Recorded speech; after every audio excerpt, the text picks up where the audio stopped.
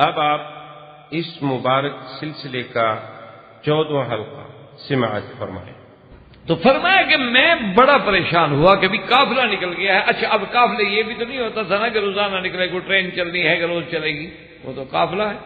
اب اللہ عالم مہینے کے بعد نکلے، 15 دن کے بعد نکلے، اللہ عالم اور کوئی قافلہ ہے بھی صحیح مکے کا آیا ہوا ہے یا طائف کا آیا ہوا کہ نہیں آیا ہوا ہے، کیونکہ پھر وہ دیکھتے تھے کہ چلو بھی مکے کا قافلہ نہ ملے، مدینے کا مل جائے، وہاں تک تو ہم پہنچ جائیں، خیبر کا مل جائے، تبوک کا مل جائے، یعنی اس طرح منازل طے ہوتی تھی۔ تو فرمایا میں بہت پریشان تھا، میں ایک دیوار کے سائے کے نیچے آ کے ایسے بیٹھ گیا اور پریشانی میں ہوں کہ ایک بندہ آیا، اس نے مجھے ہاتھ سے اٹھایا کہ کیا بات ہے، کیوں پریشان بیٹھے؟ میں نے کہا بس میرا قافلہ بچھڑ گیا ہے۔ اس نے کہا اچھا تم یہ بتاؤ کہ تم کون ہو؟ میں نے کہا قرشی ہوں، قریش سے ہوں۔ کہاں سے ہو؟ انہوں نے کہا مکہ سے۔ نام کیا ہے تمہارا؟ میں نے کہا عمر ہے۔ کس کے بیٹے ہو؟ میں نے کہا خطاب کا بیٹا ہوں۔ انہوں نے کہا میرے ساتھ چلو۔ کہا کہاں چلو؟ میرے گھر چلو، میرے مہمان بنو۔ تمہارا قافلہ چلا گیا ہے، کوئی بات نہیں، میرے پاس بے انتہا تیز رفتار گھوڑے بھی ہیں، اونٹنیاں بھی ہیں، تمہارا قافلہ تو قافلے کی رفتار چلے گا نا، کوئی فکر کی ضرورت نہیں ہے، میں آپ کو قافلے میں پہنچاتا ہوں۔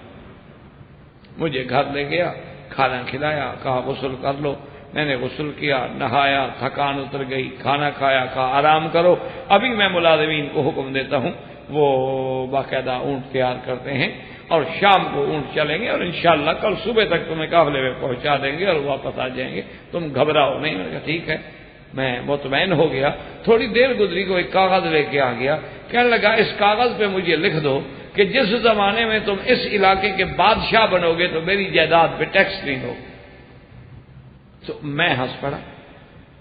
تو اس نے کہا ہنستے کیوں؟ انہوں نے کہا میں نے تو کبھی مکے کے سردار بننے کا خواب نہیں دیکھا ہے، تم مجھے ادھر کا بادشاہ بنا رہے ہو۔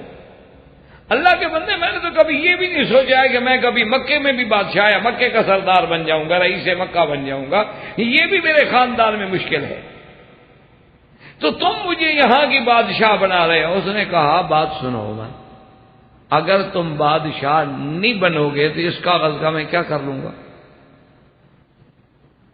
اس کاغذ میں تو یہی لکھا ہے نا کہ جب بادشاہ بنو گے، اگر تم بادشاہ نہ بنے تو اس لکھنے سے تمہارا کیا بگڑ گیا؟ اور اگر تم بادشاہ بن گئے تو یار ایک بندے کی زمین پہ ٹیکس معاف کر دینا بھی بڑی بات ہوتی ہے بادشاہوں کے لیے۔ تو حضرت عمر کہتے ہیں میں نے بھی تنگ آ کے دستخط کر دیے کہ اب اس نے کھانا کھلایا ہے، دعوت دی ہے، گھر لے آیا ہے، اب سواریوں پہ بٹھا کے مجھے قافلے بھی پہنچا رہا ہے، چھوڑو تو ہم سے بادشاہ بننا ہے کہ اس کی میں ٹیکس معاف کروں گا۔ پر میں آج یہ وہی بوڑھا ہے اور وہی میرا لکھا ہوا لے کے آ گیا، اور آج میں اس ملک کا بادشاہ ہوں، خلیفۃ المسلمین ہوں، اور یہ میرا لکھا ہوا ہے، میرے دستخط ہیں، اسی لیے میں اس کو کہہ رہا ہوں کہ لا عمر ولا ابن ہی، بھئی میں کوئی بادشاہ تو نہیں، میں تو خلیفہ رسول اللہ ہوں، یہ میری جائیداد ہے کہ میں تمہیں معاف کر دوں یا میرے بیٹے کی جائیداد ہے کہ میں معاف کر دوں، حکم اسلام کا چلے گا، میں تو کچھ نہیں کر سکتا۔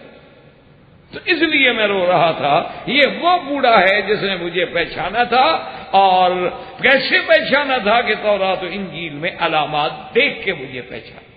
تو اللہ تبارک و تعالی نے فرمایا کہ سیدنا عمر یا سیدنا ابو بکر یا اور اصحاب رسول اللہ صلی اللہ علیہ وآلہ آلہ واصحابہ وسلم کی اتنی بڑی شان ہے کہ ان کی مثالیں تو اللہ نے فرمایا کہ تورات میں بھی ہے اور انجیل میں بھی ہے، اور ان کا نام جو ہے اللہ تبارک و تعالی نے اتنا اونچا کر دیا ہے، اتنا بلند کر دیا ہے کہ اللہ تبارک و تعالی کے فرشتے بھی، یعنی یہ عظمت صحابہ کا مقام ہوتا ہے، اور خاص طور پہ حضرت عمر کا جو کسی اور کو نہیں ملا۔ اسی طرح وہ ایک تاریخ کا عظیم واقعہ ہے جس کا دشمن بھی انکار بھی کر سکتا، یعنی بعض واقعے ایسے ہوتے ہیں دیکھو جیسے اب رات ہے، تو کسی مذہب کے آدمی سے پوچھیں وہ کہے گا رات ہے، اب رات کا انکار تو نہیں ہو سکتا۔ جب سورج نکلا ہو تو کوئی آدمی کہے کہ جی یہ کیا ہے، تو کوئی یہ کہے گا نہیں جی یہ سورج نہیں، دیا رکھا ہے اوپر، تو بیوقوف کہیں گے لوگ، کون انکار۔ تو اسی طرح ایک عظیم واقعہ ہے کہ مصر جب فتح ہوا، اور مصر بھی حضرت عمر رضی اللہ تعالی عنہ کے دور میں فتح ہوا، آپ کا بنایا ہوا امیر المومنین نے گورنر بنایا حضرت عمرو بن العاص رضی اللہ تعالی۔ حضرت عمرو بن العاص رضی اللہ تعالی عنہ جب تشریف لے گئے اور مصر میں پہنچے، مصر فتح ہو گیا، اسلام کا قبضہ ہو گیا، اسلام کی وہاں ماشاءاللہ عملداری ہو گئی، تو دریائے نیل میں پانی نہ آیا، بڑی پریشانی ہے۔ عمرو بن العاص نے وہاں کے جو چیدہ لوگ تھے، جو سمجھدار لوگ تھے، ان کو بلایا کہ کیا وجہ ہے یہ دریائے نیل اتنا عرصہ ہو گیا خشک پڑا ہے؟ اچھا، یہ بھی بعض روایات میں آتا ہے، اللہ عالم ان کی صحت کا، کہ یہ 4 دریا ایسے ہیں جن کا اصل جنت سے ہے، کہ وہ کہتے ہیں کہ السیحان والجیحان النیل والفرات اصلہما من الجنتی، ان 4 کا اصل جو ہے وہ جنت سے، ایک دریائے نیل، ایک دریائے فرات، اور اسی طرح ایک سیحان اور جیحان، یہ بھی نہروں کے نام، ان کا تعلق بھی کہتے ہیں جنت سے، اللہ عالم۔ اور وما ذلک علی اللہ بعزیز، اللہ کے آگے کیا مشکل ہے؟ اب دیکھیں نا کہ جیسے حجر اسود کا تعلق بھی تو جنت سے ہے، اسی طرح کہتے ہیں مقام ابراہیم کا تعلق جو ہے وہ بھی جنت سے ہے، اسی طرح سیدنا اسماعیل علیہ السلام کا جو بدلے میں ذبیحہ کیا گیا وہ بھی جنت سے آیا، تو اللہ کے آگے کوئی مشکل تو ہے نہیں۔ تو بہرحال دریائے نیل کے بارے میں انہوں نے کہا کہ حضرت ہمارے ہاں نیل میں ایک رسم ہے کہ فلاں مہینے کی فلاں تاریخ کو ہم اس دریا کی نظر چڑھاتے ہیں، اور وہ نظر یہ ہوتی ہے کہ کنواری لڑکی ہو، خوبصورت ہو، اور پورے لباس اور پورے جمال اور پورے زیوروں سے مرصع ہو، اور پھر اس لڑکی کو لے کر ہم بڑے جلوس کی شکل میں آ کے دریا کے درمیان میں دریا کی نظر کر دیتے ہیں، ہم چلے جاتے ہیں، وہ لڑکی ڈوب جاتی ہے اور دریا بھی آ جاتا ہے، پانی آ جاتا ہے۔ حضرت عمرو بن العاص حیران ہو گئے، بھی یہ تو عجیب نظر ہے۔ اچھا، خدا کی شان ہے، یہ نظریں آج بھی موجود ہیں، آپ اگر انڈیا میں رہتے ہیں ماشاءاللہ، ہمارے حضرات کافی وہاں کے، آج بھی وہ گنگا جمنا کی باقاعدہ نظر مانتے ہیں، اور کسی کو 75 کرنا ہو، پاک کرنا ہو۔ اچھا، عجیب بات ہے، یعنی قوموں کی رسم یہ ہے کہ مثلا کسی جگہ مسلمان گزر گیا تو ان کے نزدیک وہ جگہ جو ہے وہ بھرشٹ ہو جاتی ہے، پاک ناپاک ہو جاتی ہے، پھر اس کو وہ گائے کے یا بھینس کے پیشاب سے پاک کرتے ہیں۔ دیکھو نا، خدا جب عقل چھینتا ہے اسی طرح ہوتا ہے کہ جگہ جو پاک تھی اس پر پیشاب ڈال کے ناپاک کر دیا، اپنے عقل میں انہوں نے پاک کر دیا۔ اللہ تبارک و تعالی رحمت کر، یہ عقل ہے۔ اچھا، یہ صرف یہ نہیں کہ انڈیا میں ہندو کرتے ہیں، مسلمان بھی کرتے ہیں، خواجہ دل دریا کی منت مانتے ہیں، اور جب دریا کا یعنی جوش ہو نا جی، دریا کٹاؤ کر رہا ہو، زمینیں کاٹ رہا ہو، تو کہتے ہیں جی بس پیر کو بلاؤ، پیر کو بلاتے ہیں جی، اور وہ وہاں جا کر جانور ذبح کراتے ہیں، جانور ذبح کر کے ان کا گوشت جو ہے وہ دریا میں ڈالتے ہیں، اور پھر وہاں وہ قلعے لگاتے ہیں، ان پہ پڑھتے ہیں کہ اس سے آگے اب دریا نہیں گزرے گا، اب ہم نے دریا کی منت پوری کر دی ہے۔ اور یہ گوشت کیوں ڈالا ہے؟ انہوں نے کہا جی حضرت خضر کی فوجیں جو ہے نا وہ بھوکھی ہوتی ہیں، وہ یہ گوشت کھاتی ہیں، راضی ہو جاتی ہیں تو واپس چلی جاتی ہیں، جیسے پیر نذرانہ لے کے واپس ٹل جاتا ہے۔ انہوں نے سمجھا خواجہ خضر بھی اسی طرح کا کوئی پیر ہوگا، انا للہ و انا الیہ راجعون۔ یہ باقاعدہ یعنی مسلمان کرتے ہیں، مسلمانوں کی بات میں کہہ رہا ہوں، کافروں کی بات نہیں کہہ رہا۔ اب بھی دریاؤں کے نام کی منتیں مانی جاتی ہیں، اور اب بھی مسلمان دریاؤں میں جب ان کی کشتیاں پھنس جاتی ہیں، بگرداب بلا افتاد کشتی، مدد کن یا معین الدین چشتی، کہ جب دریا کے گرداب میں کشتیاں آتی ہیں کہتے ہیں معین الدین تم مدد کر کے ہمیں نجات دو، اور ہمارے ملک والے معین الدین کو نہیں بلاتے، وہ فضل حق کو بلاتے ہیں، وہ حضرت خواجہ فضل حق کا نعرہ لگاتے ہیں کہ فضل حق ہمارا بیڑا دھک۔ یہ پیروں نے تقسیم کیا ہوا ہے نا جی، کہ اگر پنجاب کی عورتوں کو جن ہو تو پھر سندھ والا پیر نکالتا ہے، اور سندھ والی عورتوں کو اگر جن پکڑ لیں تو پھر ہمارے ملتان والے نکالتے ہیں، تاکہ آنے جانے کا رستہ ہو نا، کوئی لمبا سفر ہو، گاڑیاں چلیں، ٹرینوں کا کام بنے، ان کا آپس میں کہیں وعدہ وعید ہو تو وہ بھی موقع مل جائے۔ یہ مقامی پیر مسئلہ حل کر دے تو پھر تو کام نہیں بنے گا۔ انا للہ و انا الیہ راجعون، مسلمان ہیں، تو حضرت عمرو بن العاص رضی اللہ تعالی عنہ نے جب یہ بات سنی، انہوں نے کہا کہ نہیں، ٹھہر جاؤ، یہ ہم مسلمان ہیں، ہم ان چیزوں کو نہیں مانتے، لیکن اس کے بارے میں لکھوں گا امیر المؤمنین خلیفۃ المسلمین سیدنا عمر رضی اللہ تعالی عنہ کو، اور دیکھتے ہیں کہ حضرت عمر کیا رائے۔ اللہ اکبر۔ سیدنا عمر رضی اللہ تعالی عنہ کو خط ملا، یہ امیر المؤمنین عمر ہے نا رضی اللہ تعالی۔ سیدنا عمر کو جب خط ملا، آپ نے فوراً اپنے کاتب کو بلایا، فرمایا ادھر آؤ، لکھو، خط لکھو۔ انہوں نے کہا شاید گورنر صاحب کو خط لکھواتے۔ نے کہا لکھو بن عبداللہ امیر المؤمنین عمر بن الخطاب الانی اما بعد، لکھو تم کہ اللہ کے بندے عمر کی طرف سے خط ہے دریائے نیل کے نام، اگر تم چلتے ہو اللہ کے حکم سے تو چلو، اور اگر تم اللہ کے حکم کے بغیر چلتے ہو اور منتوں سے چلتے ہو تو ہمیں تمہاری کوئی ضرورت نہیں، اور تمہارے نہ چلنے سے ہمیں کوئی نقصان نہیں ہوگا۔ خط لکھا، عمر نے اپنے دستخط کیے، مہر لگائی، لفافے میں بند کیا، اپنے گورنر کو بھیجا کہ جب میرا خط پہنچ جائے تو یہ خط لے کے دریا کے اندر جا کے رکھ دو، بس باقی اللہ پہ چھوڑ دو۔ اندازہ فرمائیں کہ آج اگر کوئی آدمی ایسی بات ہوتی تو کوئی کہتا ہے یار نعوذ باللہ یہ بات ہے، بولا پانی کو بھی کوئی خط لکھتے ہیں، یا پانی میں خط ڈالو تو ختم ہو جائے گا، کاغذ بھی گل جائے گا۔ حضرت عمر نے کیسے کر دیا؟ لیکن عمرو بن العاص بھی صحابی ہے رسول اللہ کا، اور گورنر ہے امیر المؤمنین، جانتا ہے کہ عمر ایسے بات نہیں کر سکتا۔ عمر تو محدث ہے، وہ تو تب بات کرتا ہے جب اللہ الہام فرماتے ہیں، اللہ اس کے دل میں ڈالتے ہیں۔ مطلب اتنی بڑی بات، وہ تو توحید کو ثابت کرنے کے لیے، شرک کو مٹانے کے لیے اگر عمر نے یہ خط لکھا ہے تو اس میں کوئی حکمت۔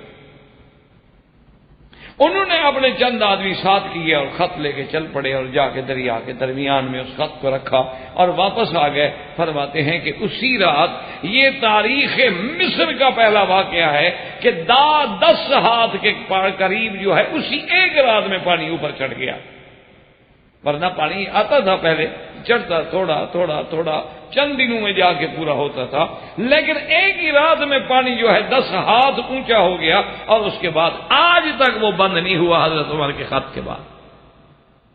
تو حضرت عمر رضی اللہ تعالیٰ عنہ کو اللہ نے یہ عظمتیں بھی عطا فرمائی تھی کہ آپ نے یعنی صرف یہ نہیں کہ انسانوں پہ حکومت کی ہے، آپ نے فضاؤں پہ، دریاؤں پہ بھی حکومت کی ہے۔ اور اسی طرح بے عین ہی ایک صحیح حدیث مبارک میں واقعہ ہے کہ سیدنا عمر بن الخطاب رضی اللہ تعالی عنہ مسجد نبوی میں کھڑے ہیں، حضور صلی اللہ علیہ وسلم کے منبر پہ خطبہ پڑھا رہے ہیں، اور اسی خطبے میں دوران میں فرماتے ہیں کہ یا ساریت الجبل، یا ساریت الجبل، یا ساریت الجبل۔ صحابہ حیران پریشان ہو گئے کہ حضرت عمر کو کیا ہو گیا بھائی، عجیب بات ہے، ساریہ جبل، ساریہ جبل۔ اور ساریہ تو صحابی کا نام ہے، وہ تو جنگ پہ گئے ہوئے ہیں، اور وہ جنگ لڑ رہے ہیں نہاوند میں، اور نہاوند مدینہ منورہ سے 1 مہینے کا سفر ہے، اور حضرت یہاں سے کھڑے کھڑے بلا رہے ہیں کہ ساریہ جبل جبل، یہ کیا ہو رہا ہے؟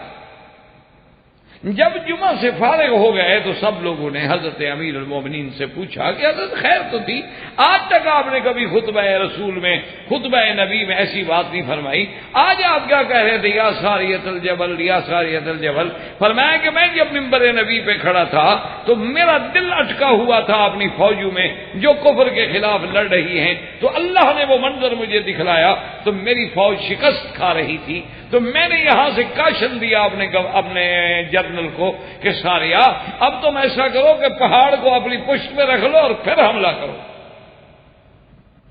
تاکہ تمہاری پشت تو محفوظ ہو جائے۔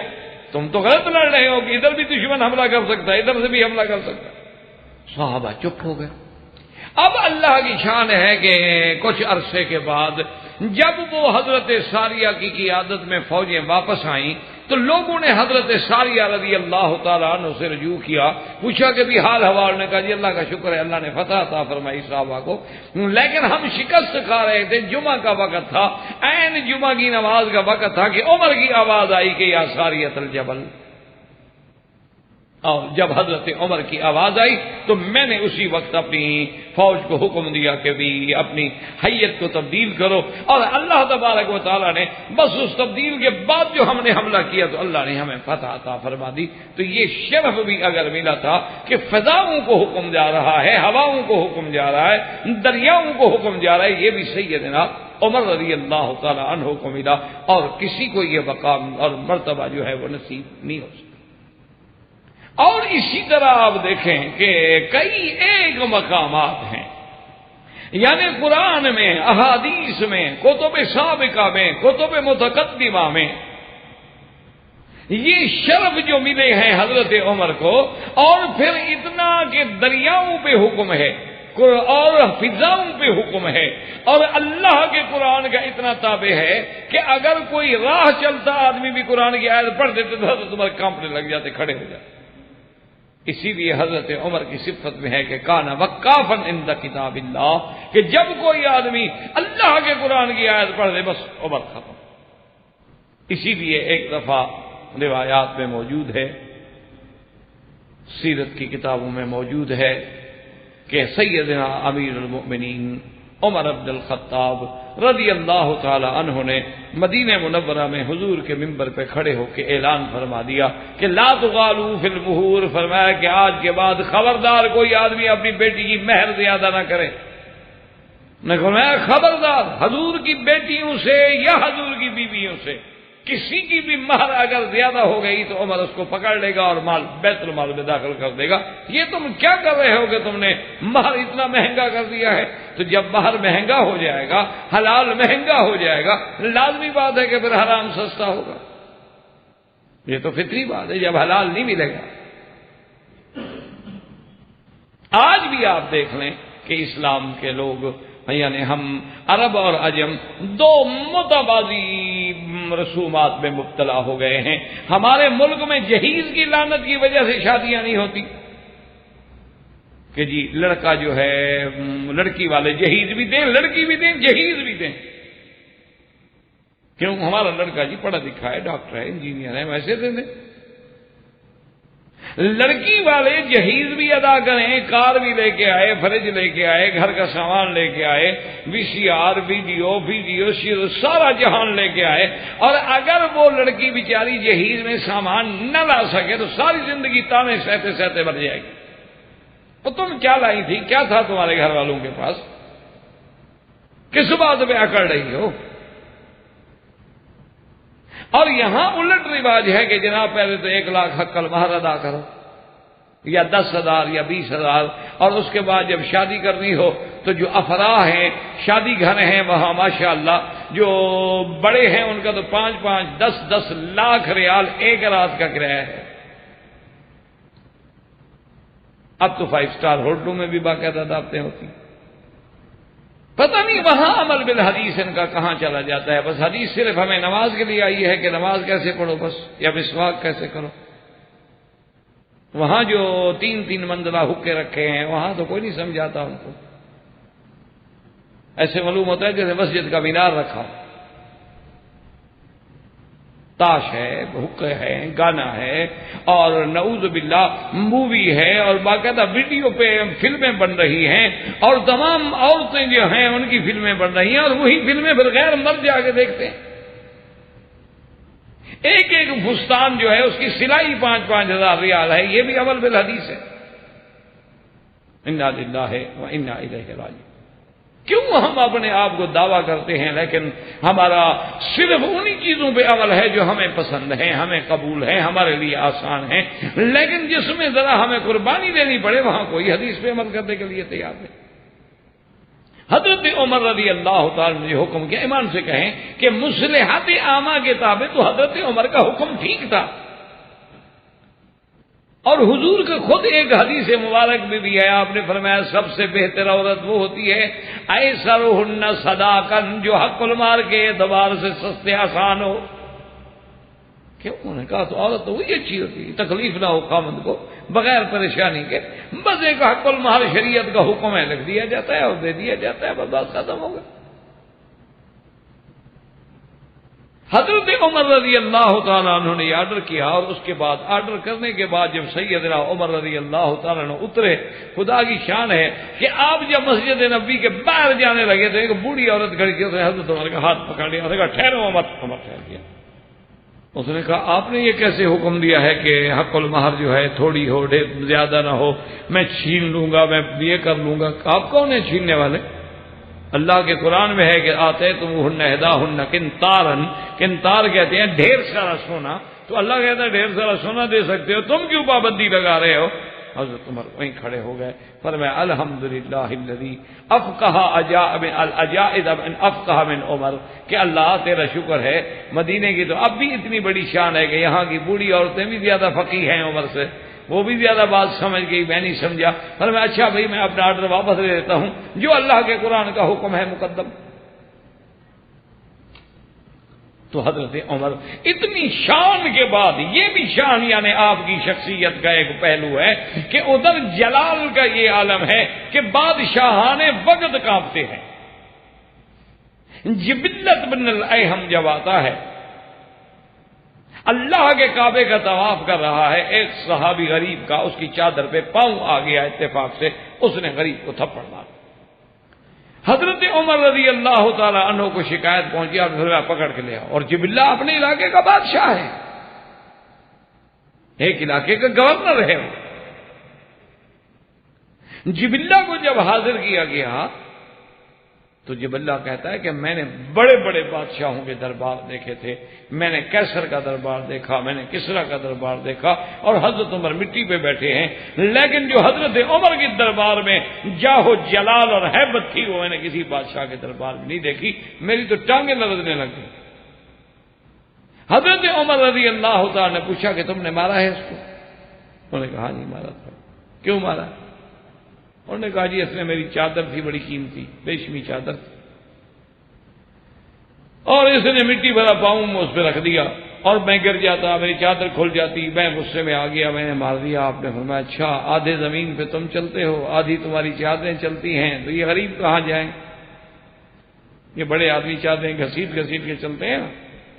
آج کل سلوار کا پائنچا جو ہے وہ جوتے کے اندر ہوتا ہے، یہ بھی بڑے آدمی ہونے کی دلیل ہے کہ آدمی اپنے بدن کے بجائے جوتے کو کپڑا پہنا ہے، یہ عقل کی دلیل ہے۔ سر پہ کپڑا نہیں، پاؤں کو زیادہ ہے۔ یعنی عجیب قوم ہے بھئی، ہمیں تو آج تک یہ سمجھ نہیں آیا، ماشاءاللہ جنہیں آپ کہتے ہیں نا آج کل کے ماڈرن لوگ جو ہیں، ہمیں تو سمجھ نہیں آیا بھی کھڑے ہو کے پیشاب کرنا اس میں کیا جدید ہونا ہے؟ یعنی آدمی کھڑے کھڑے پیشاب کرے، یہ بھی بڑے آدمی ہونے کے علامت ہے۔ ہم نے تو یہ جانوروں کو دیکھا ہے کھڑے کھڑے پیشاب کرتا ہو، نہ آپ نے دیکھا ہے کبھی جانور بیٹھتے ہیں لیٹرین جاتے؟ کیا خیال ہے؟ نہ ٹھنڈے، اچھا پھر وہ استنجا کرتا ہے بلاؤں، یا اسی ٹانگوں شانگوں میں گزارا ہو جاتا ہے پیشاب کا؟ تو یہ بڑے آدمیوں کا پیشاب کہاں جاتا ہے؟ یہ بڑائی کی علامت ہے، وہ عقل کی علامت ہے کہ آدمی کھڑے پیچھے پیشاب کرے۔ اچھا ماشاءاللہ روٹی بھی کھڑے ہو کے کھاتے ہیں، پیشاب بھی کھڑے ہو کے، کھانا بھی کھڑے ہو کے، بڑے لکھے لوگ ہیں نا، جدید طرز زندگی ہے۔ اسی لیے اکبر الہ آبادی روتا تھا نا بیچارہ کہ اٹھا کر پھینک دو باہر گلی میں، نئی تہذیب کے انڈے ہیں گندے۔ اکبر الہ آبادی ایسے تو نہیں رو کے گیا ہے نا بیچارہ کہ یہ کیا قوم ہوئی کہ کھانا بھی کھڑے کھا رہے ہیں، پیشاب بھی کھڑے ہوئے کر رہے ہیں، اور اس کے بعد جناب یہ بڑائی کی دلیل ہے۔ عجیب بات ہے کہ کیسے بڑائی کی دلیل، ہمیں تو آج تک یہ بات سمجھ نہیں آئی۔ تو بڑائی کی دلیل تو یہ ہے کہ اتباع سنت میں بڑائی کی دلیل ہے، اتباع قرآن میں بڑائی کی دلیل ہے۔ اب دیکھیں کہ جبلت بن الایہم بادشاہ ہے، وہ کہتا ہے میں کام گیا، حضرت عمر مٹی پہ بیٹھے ہیں، کوئی قالین شالین نہیں بچھا ہوا۔ اللہ کے بندے، روب ہو یا عزت ہو یا جمال ہو، یہ اللہ کے دین کا ہوتا ہے، ہمیشہ یاد رکھا کرو۔ اللہ کے قرآن نے کہا ہے کہ صحابہ کے چہرے دیکھو تو نظر آتا تھا کہ یہ صحابہ ہیں۔ وجہ کیا ہے کہ ایک روایت میں آتا ہے جس بندے کی عبادت رات کو زیادہ ہوگی اس کے چہرے پہ صبح نور زیادہ ہوگا۔ آپ ویسے دیکھ لیں، ایک آدمی رات شراب میں گزارے، زنا میں گزارے، ایک تہجد میں گزارے، صبح دونوں کے چہرے کو دیکھو، ایک پہ رحمت برس رہی ہوگی، ایک پہ لعنت برس رہی ہوگی۔ اچھا، ایک فاسق فاجر شرابی لٹیرے ڈاکو کا چہرہ بھی دیکھو، ایک عالم عابد زاہد کا چہرہ بھی دیکھو، فرق محسوس ہوتا ہے کہ نہیں ہوتا؟ ایک طوائف کا چہرہ بھی دیکھو اور ایک معصوم بچی کا چہرہ بھی دیکھو، آپ کو دور سے نظر آئے گا کہ نہیں یہ واقعی معصوم بچی ہے۔ تو سیدنا عمر کے چہرے پہ جو جلال تھا، وہ تو بڑے بڑے لوگ جو ہیں نا وہ بھی کانپ جاتے تھے۔ تو جبلہ کہتا ہے میرے تو ٹانگیں لڑکھڑانے لگی، میں نے بات کہہ دی، حضرت عمر نے بلایا بدو کو، کہا ادھر آؤ، انہوں نے کہا کہ اس کے منہ پہ مارو تھپڑ، جس طرح اس نے مارا تھا نا تمہیں تھپڑ مارو۔ اب جبلہ نے کہا حضرت میری توہین ہے، میں اتنا بڑا آدمی ہوں۔ کہا اچھا بڑے آدمی ہو نا، بڑے کا کیا مطلب ہے؟ تم بھی آدمی ہو، یہ بھی آدمی ہے، بڑے کا کیا مانا؟ سیدھا کرو۔ انہوں نے کہا جی ٹھیک ہے۔ جب وہ جناب بدو آیا نا تیار ہو کے، تو حضرت عمر نے کہا ایک بات سن لو۔ انہوں نے کہا کیا؟ انہوں نے کہا جتنے زور سے جبلہ نے ماری تھی نا تمہیں تمانچہ، اتنے زور کا تو میں نے فیصلہ کیا ہے، اس سے زیادہ لگا تو قیامت میں خود جواب دینا، عمر ذمہ دار نہیں ہوگا۔ کیوں؟ وہ تو چلو پھر وہ نازک آدمی تھا، گورنر آدمی تھا، اس کا تو ہاتھ بات ہے، بدو کا ہاتھ رکھتا تو اس کے تو پورے انشاءاللہ دانت باہر جا کے پڑتے ہیں۔ وہ تو غریب کے ہاتھ میں تو قوت ہوتی ہے نا، غریب کا ہاتھ عورتوں کی طرح تو نہیں ہوتا ریشمی ہاتھ ہو۔ اس نے کہا حضرت اگر یہ بات ہے نا تو میں معاف کیا۔ انہوں نے کہا کیوں؟ انہوں نے کہا حضرت میں نے کوئی وزن کیا تھا کہ کتنی چوٹ سے اس نے مجھے مارا ہے، کتنی زور سے؟ انہوں نے کہا نہیں، عدل یہی ہے، انصاف یہی ہے کہ اس سے زیادہ جو ہوگا پھر عمر ذمہ دار نہیں ہوگا، قصاص برابر۔ انہوں نے کہا جی میں نے بات کی۔ اسی طرح سیدنا عمر رضی اللہ تعالی عنہ کے بارے میں ہے، یعنی عجیب تھا نا عمر، اللہ اس کی مزار پہ پہلے ہی رحمتیں ہیں، اور اللہ قیامت تک اور رحمتیں اور عظمتیں نصیب فرمائیں، اور اللہ ہمارے دلوں میں سیدنا عمر، سیدنا ابو بکر، خلفائے راشدین، عثمان و علی رضوان اللہ علیہم کی محبت اور ادب پیدا فرمائے۔ حضرت عمر رضی اللہ تعالیٰ عنہ رات کو گشت کر رہے ہیں، آپ نے اپنے خادم سے فرمایا کہ ادھر آؤ، معلوم ہوتا ہے کہ اس گھر کے اندر مجھے دور سے تھوڑی تھوڑی آواز آ رہی ہے، معلوم ہوتا ہے کہ کوئی عورت گانے والی بھی ہے اور کوئی بندہ شراب پی رہا۔ اس نے بھی کان لگا، انہوں نے کہا حضرت شک تو مجھے بھی پڑتا ہے۔ حضرت عمر رضی اللہ تعالیٰ نے پھر تسلی کر لی، اور تسلی کرنے کے بعد ایک مقام سے دیکھا تو اندازہ جگہ موجود تھی، آپ نے دیوار سے پھلانگا، خادم نے بھی پھلانگا تو اندر عورت بھی موجود تھی، شراب کی بوتل بھی موجود تھی، اور مرد بھی نشے میں تھا اور عورت بھی گا رہی تھی۔ تو انہوں نے کہا اچھا عدو اللہ، تمہیں پتا تھا کہ تم کمرے بند کر کے یہاں دور تنہائی میں شرابیں پیو گے اور گناہ کرو گے اور عمر کو دھوکہ دو گے، عمر کو پتہ نہیں لگے گا؟ تم نے کیا سوچا ہوا تھا کہ عمر سویا ہوا ہے؟ اللہ نے مجھے خلیفہ بنایا ہے، میں تو ذمہ دار ہوں اس ملک کا، میری ذمہ داری ہے، میں کیسے آرام کر سکتا ہوں؟ ابھی میں تمہیں بتاتا ہوں تمہارے جرم کی۔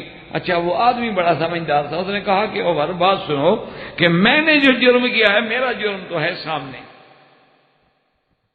عورت موجود ہے، بوتل موجود ہے، میں موجود ہوں، نشہ بھی ہے، میرے جرم کا تو مجھے انکار ہی نہیں ہے، لیکن حضرت آپ نے بھی جرم کیا۔ حضرت عمر گھبرا گیا، انہوں نے کہا کیا بات کہہ رہے؟ اس نے کہا حضرت جرم میں نے بھی کیا ہے، جرم آپ نے بھی کیا۔ حضرت نے کہا کیا کہہ رہے ہو؟ انہوں نے کہا اللہ کا قرآن کہتا ہے فَأْتُوا الْبُيُوتَ مِنْ أَبْوَابِهَا، کسی کے گھر میں آؤ تو دروازے سے آؤ، اذن لے کے آؤ، چھلانگ لگا کے دیواروں سے آنے کا حکم نہیں۔ آپ نے قرآن کے حکم کو توڑا ہے۔ اللہ کا قرآن کہتا ہے وَلَا تَجَسَّسُوا، کان لگا کے لوگوں کے عیب نہ ڈھونڈو۔ تم نے کان لگا کے کیسے سنا کہ اندر گانا ہو رہا ہے؟ آپ نے بھی تو قرآن کی خلاف ورزی کی ہے۔ فبکا عمر، حضرت عمر، انہوں نے کہا بھائی تم ٹھیک کہتے ہو، اور اس وقت حالت بھی یہ تھی نا کہ خود آپ گواہ تھے اور تو گواہ تھا نہیں، یا تو غلام تھا یا مدعی خود حضرت امیر المومنین تھے۔ انہوں نے کہا اچھا تم آگے توبہ کرتے ہو؟ انہوں نے کہا جی میں تو پکی توبہ کرتا ہوں۔ انہوں نے کہا اس دفعہ میں بھی تمہارے گناہوں پہ پردہ ڈالتا ہوں اور تم بھی میری غلطی پہ پردہ ڈال دو، جب قرآن آ جائے عمر آگے نہیں ہٹ سکتا۔ تو سیدنا عمر رضی اللہ تعالی عنہ کو اللہ تبارک و تعالی نے ایسے تو نہیں حضور نے فرمایا کہ میری امت میں اگر کوئی محدث ہے جس کے زبان پہ اللہ الہام فرماتے ہیں وہ عمر ہے، اور فرمایا کہ ان اللہ جعل الحق علی لسان عمر، اور حضور نے فرمایا ان الشیطان لیفرق من عمر، کہ شیطان عمر سے ڈرتا ہے۔ اور ایک روایت میں یہ آتا ہے کہ جس دن سے عمر مسلمان ہوا ہے اس دن سے جو عمر کے ساتھ شیطان لگایا گیا تھا نا کریم، جب بھی عمر کو دیکھتا ہے تو گر جاتا ہے، اس کو اتنی طاقت نہیں ہوتی کہ عمر کے سامنے آ سکے۔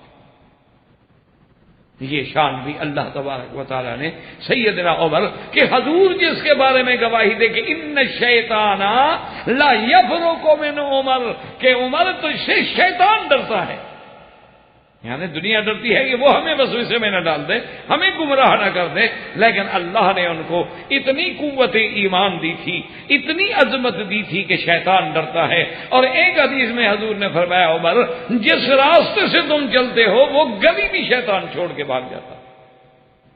اچھا، خدا کی شان یہ ہے، اللہ معاف فرمائے، آپ کے ہند کا واقعہ ہے، تاریخوں میں موجود ہے کہ وہاں بادشاہ تھا، اور اس دور میں اللہ معاف کرے اس کی جو ملکہ تھی، اس کی ملکہ کے گویا کہ نعوذ باللہ جیسے طوطے میں کسی کی جان ہوتی ہے نا، تو اس بادشاہ کی جان جو ہے وہ ملکہ میں ہوتی تھی، تو وہ بادشاہ کے کندھے پہ ہاتھ رکھ کے بیٹھتی تھی پردے کے پیچھے سے، اور بادشاہ دربار میں فیصلے کرتے تھے، اور جب وہ ہاتھ اٹھا لیتی تھی تو بادشاہ سمجھ جاتے تھے کہ اب وہ ملکہ جو ہے تھک گئی ہے، لہذا اس کے بعد میں نے فیصلہ نہیں کرنا، وہ چلے جاتے تھے۔ یہ نور جہاں کے بارے میں جو واقعات آتے ہیں کتابوں میں، اس کا ایک استاد تھا جس کا نام نور اللہ شاستری تھا۔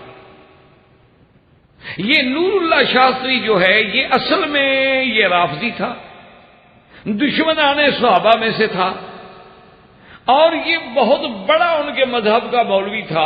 یہ اہل سنت والجماعت کے پردے میں ہندوستان چلا گیا اور وہاں اپنے آپ کو اہل سنت والجماعت ظاہر کیا، اور اصل میں وہ اس ملکہ نور جہاں کا استاد بھی تھا، اس کو بھی پڑھاتا رہا اور دربار میں اثر رسوخ بھی پیدا کرتا رہا، حتیٰ کہ ایک وقت آ گیا کہ اس کا پوری دربار پہ، کابینہ پہ، وزیروں پہ، مشیروں پہ، کیونکہ ملکہ جو اس کے ساتھ ہے اس کی شاگرد ہے، تو اتنا اثر ہو گیا کہ اب وہ سمجھ گیا کہ اب مجھے نقصان پہنچانا آسان نہیں ہے، تو اس نے آہستہ آہستہ پر پرزے نکالے اور اس نے ظاہر کیا کہ بھی میں تو سنی نہیں ہوں، میں تو اہل سنت نہیں ہوں، میں نے تو تقیہ کیا۔ بہرحال تو اس نے جناب ایک قصیدہ لکھا، ایک شعر لکھا فارسی کا، جس کا معنی یہ ہوتا تھا کہ میں اپنی عمر سے اس لیے بیزار ہوں کہ میری عمر میں بھی تو عمر کا نام آتا ہے نا۔ آپ پوچھتے ہیں نا جی آپ کی عمر کتنی ہے، وہ کہتا ہے جی 50 سال، جی آپ کی عمر کتنی، انہوں نے کہا جی 30 سال، آپ کی عمر کتنی ہے جی 60 سال، تو عمر میں تو عمر کا نام آتا ہے۔ اس لیے اس نے کہا یار میں کیا کروں، میں تو اپنی زندگی اور عمر سے اس لیے بیزار ہوں کہ میری عمر میں بھی تو عمر کا نام آتا ہے نا۔ یعنی حضرت عمر کی توہین میں یہ شعر لکھا، اور یہ شعر چلتے چلتے چلتے چلتے بادشاہ تک بھی پہنچ گیا۔ بادشاہ نے فوراً طلب کر لیا کہ بھی شاستری کو بھی بلاؤ، سب کو بلاؤ، اور دربار لگ گیا، اور ملکہ بھی آ کے بیٹھ گئی کہ آج تو اس کے اپنے استاد کی پیشی ہو گئی۔ اب جناب جب وہ بادشاہ دربار میں آئے تو انہوں نے پوچھا نور اللہ شاستری سے، اب اس کو پتا تھا کہ میرا بادشاہ کیا بگاڑ سکتا ہے، ساری کابینہ میرے ساتھ ہے، سارے منسٹر میرے ساتھ ہیں، وزیر میرے ساتھ ہیں، مشیر میرے ساتھ ہیں، بادشاہ اکیلا کیا کر لے گا؟ تو وہ بڑے تمطراق سے آیا، اس نے کہا مجھے یہ بات پہنچی ہے کہ حضرت عمر کی شان میں گستاخی کرتے ہوئے آپ نے یہ شعر لکھا ہے۔ انہوں نے کہا کہ ہاں جی میں نے لکھا، بڑے دھڑلے سے کہتی ہے جی ہاں جی میں نے لکھا۔ تو بادشاہ نے کہا اللہ کے بندے سوچ لو، سمجھ لو، حضرت عمر خلیفہ رسول اللہ ہیں، حضرت عمر جو ہیں وہ حضور صلی اللہ علیہ وسلم کے وزیر ہیں، حضور کے خلیفہ ثانی ہیں، حضور کے ساتھ بازار میں آرام فرما ہیں، اور تم ان کی ذات میں اگر ایک آدمی نہیں مانتا لیکن گستاخی کا تو حق نہیں۔ انہوں نے کہا جی بہرحال میں اچھا نہیں سمجھتا، میں نے کہا ہے۔ جب بادشاہ نے سے بارہ پوچھا تو ملکہ نے پیچھے سے ہاتھ اٹھایا، لیکن بادشاہ پھر بھی بیٹھا رہا۔ اور پھر ملکہ نے پیچھے سے گریبان پکڑ کے کھینچا کہ مہربانی کرو اب فیصلہ نہ کر رہے بادشاہ جلدی میں، تو بادشاہ نے پرواہ نہ کی. پھر ملکہ نے زور سے جب کھینچا تو بادشاہ نے غصے میں آ کے اپنا ہاتھ جو تھا نا ایسے الٹا ہاتھ مارا ملکہ کو اور کہا کہ جان من جان دادن ایمان نہ دادن. تمہارے ناراض ہونے سے زیادہ یہ ہو جائے گا نا کہ میں مر جاؤں گا. میں جان دے سکتا ہوں، ایمان نہیں دے سکتا کہ عمر کی گالی سنوں. یہ کیسے؟ تو بادشاہ نے ان کی سزائے موت کا فیصلہ کیا، جس کو اسی لیے کہتے ہیں ہمارا شہید پنجو، وہ ہمارا شہید ہو گیا تھا. بھئی حضرت عمر کو گالی دینے والا شہید تھوڑا ہو جاتا. اللہ تبارک و تعالیٰ رحم فرمائے. تو اللہ تبارک و تعالیٰ نے اس نام میں بھی اتنی یعنی عظمت رکھی تھی. اللہ نے حضرت عمر رضی اللہ تعالیٰ عنہ کو وہ مقام بخشا تھا کہ یعنی جس کے بارے میں اللہ کا نبی گواہی دے کہ ان الشیطان لیفرق من عمر. اور بھی کئی روایات ہیں جو اس بات پہ دلالت کرتی ہیں. زندگی باقی تو بات باقی. وآخر دعوانا ان الحمدللہ رب العالمین. برادران اسلام، واجب الاحترام بزرگوں، دوستوں، بھائیوں، عزیز نوجوانوں، خلفاء راشدین کے دروس کے ضمن میں الحمدللہ اللہ تبارک و تعالی کی رحمت سے سیدنا امیر المؤمنین عمر بن الخطاب رضی اللہ تعالی عنہ کے ضمن میں درس سابقہ میں باتیں ہوئی تھیں. آج بھی سیدنا عمر بن الخطاب رضی اللہ تعالی عنہ کے بارے میں دو باتیں ہیں جو مصطلحات علماء ہیں. ایک کہتے ہیں اولیات عمر، اور ایک چیز ہے جس کو کہا جاتا ہے موافقات عمر رضی اللہ تعالی. اولیات عمر کا معنی یہ ہوتا ہے کہ وہ کام جو سب سے پہلے جن کی ابتدا جو ہے وہ سیدنا عمر رضی اللہ تعالی عنہ نے کی. تو علماء نے مختلف کتابوں میں، استیاب میں، اسی طرح اور تواریخ کی کتابوں میں، سیر کی کتابوں میں لکھا ہے کہ سب سے پہلے اول من لقب امیر المؤمنین، سب سے پہلے امیر المؤمنین کا لقب صحابہ میں رضوان اللہ تعالی علیہم اجمعین نے جس نے اختیار کیا ہے وہ سیدنا عمر ہے. چونکہ جب سیدنا ابی بکر رضی اللہ تعالی عنہ کی وفات ہو گئی تو کچھ عرصے تک آپ کو لکھا جاتا تھا خلیفۃ رسول اللہ، کیونکہ حضور کے خلیفہ ابو بکر ہیں اور ابو بکر کے بعد آنے والے عمر ہیں، تو عمر بنے خلیفہ ابو بکر کے اور ابو بکر خلیفہ بنے سرکار دو عالم کے صلی اللہ علیہ وسلم، اور مجموعی طور پہ سب خلیفہ بنے حضور صلی اللہ علیہ وسلم. تو حضرت عمر رضی اللہ تعالی عنہ ایک دن جب بیٹھے تھے تو آپ نے فرمایا کہ بھائی اب یہ صحیح بات تو یہ ہے کہ خلیفہ رسول اللہ جو ہیں وہ سیدنا ابو بکر ہیں، اور اس کے بعد جو ہے پھر جو میرے بعد جو آئے گا پھر وہ خلیفہ تھا رسول اللہ. انتم المؤمنون وانا امیرکم، تم مومن ہو میں تمہارا امیر ہوں. تو امیر المؤمنین کا لقب جو ہے سب سے پہلے اختیار کرنے والے سیدنا عمر ہیں، اور پھر یہی لقب جو ہے ماشاءاللہ اللہ تبارک و تعالیٰ کو ایسا مقبول ہوا کہ قیامت تک یہی چلے. تو یہ اولیت جو ہے یہ بھی سیدنا عمر کو رسول. اور اسی طرح علماء نے یہ بھی لکھا ہے کہ اول من دون تاریخ الہجرت، کہ تاریخ ہجری کی جو ابتدا ہے، چونکہ پہلے دور میں تو تاریخ جو ہے وہ میلادی تھی جس کا تعلق سیدنا عیسیٰ علیہ السلام کی ولادت سے تھا، جو آج تک بھی رائج ہے جیسے 2001. تو یہ سنہ میلادی ہے، اس کی بنیاد جو ہے وہ عیسیٰ علیہ السلام کی پیدائش.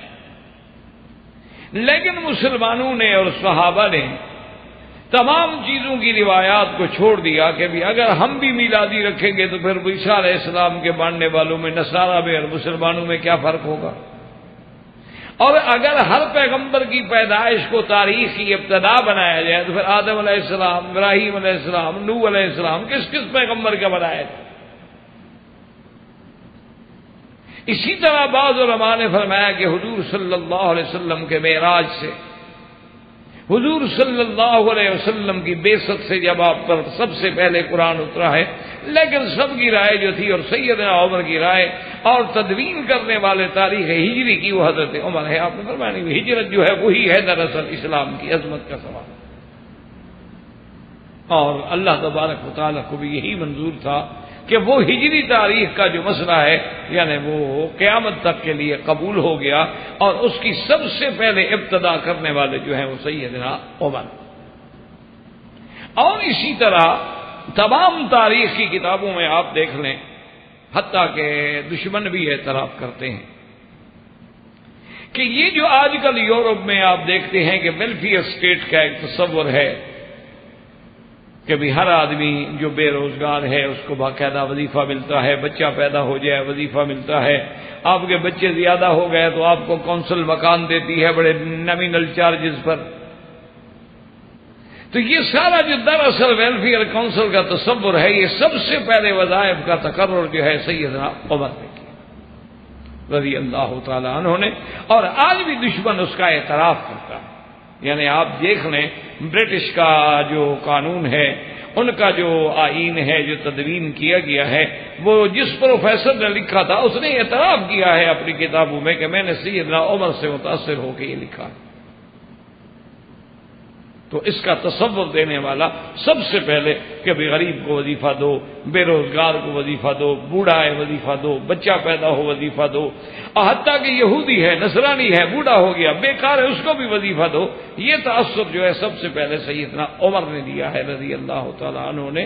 یہ شان بھی حضرت عمر کی ہے کہ عمر جیسا آدمی جو ہے وہ کھڑے ہو کے کہتے تھے کہ اگر دریائے نیل یا دریائے فرات کے کنارے پہ کوئی کتا بھی بھوک سے مر جائے تو اس کا جواب بھی قیامت میں عمر دے۔ آج تو بندے مر جاتے ہیں، خودکشی کر رہے ہیں، کوئی پوچھنے والا بھی، اور ہیں بھی ہم سب مسلمان۔ تو یہ جو نظم ہے، نظام ہے، سب سے پہلے حضرت عمر نے دیا۔ اور اسی طرح مساجد میں یعنی لائٹ کا انتظام کرنا، ورنہ یہ ہوتا تھا کہ بھی ایک تھوڑا دیا شیعہ، ایک دیا دو دیے رکھ دیے، تھوڑی روشنی ہو گئی، لوگوں کو اندازہ ہو گیا کہ مسجد کا داخلہ ہے، اندر جانا ہے، باہر نکلنا ہے۔ لیکن ایک دفعہ سیدنا علی رضی اللہ تعالیٰ عنہ جو آئے تو دیکھا رمضان المبارک کا مہینہ تھا اور مسجد میں قنادیل لٹکے ہوئے ہیں اور لیمپ لٹکے ہوئے ہیں اور بڑی روشنی ہے۔ تو انہوں نے پوچھا بھی یہ کس نے کیا؟ تو انہوں نے کہا کہ حضرت عمر نے کیا تھا اور ان کے آرڈر تھے۔ تو آپ نے بڑے خوش ہو کے دعا کی، فرمایا نور اللہ فی قبر عمر کما نور مساجدنا، کہ اللہ عمر کی قبر کو بھی ایسے منور کر دینا جیسے اس نے ہماری مساجد کو منور کر دیا۔ تو یہ اولیت جو ہے یہ بھی سیدنا عمر کو ملی رضی اللہ تعالی۔ اور اسی طرح یاد رکھیں کہ ایک قاری قرآن پر رمضان المبارک میں جمع ہو کے تراویح کا پڑھنا اور 20 رکعات پڑھنا، اس کی ابتدا کرنے والا بھی عمر رضی اللہ تعالی عنہ۔ کہ آپ دیکھیں کہ حضرت عمر رضی اللہ تعالی عنہ جب تشریف لائے اور انہوں نے مسجد نبوی میں دیکھا کہ ماشاءاللہ رمضان المبارک میں بڑی رونق ہے، کوئی حافظ ادھر پڑھ رہا ہے، کوئی قاری وہاں پڑھ رہا ہے، کسی کے ساتھ 10 آدمی، کسی کے پاس 20 آدمی، کسی کے پاس 4 آدمی ہیں۔ تو آپ نے فرمایا کہ یار یہ علیحدہ علیحدہ پڑھنے کے بجائے ایسا کیوں نہ ہو کہ ہم مسلمانوں کو ایک امام پہ جمع کر دیں۔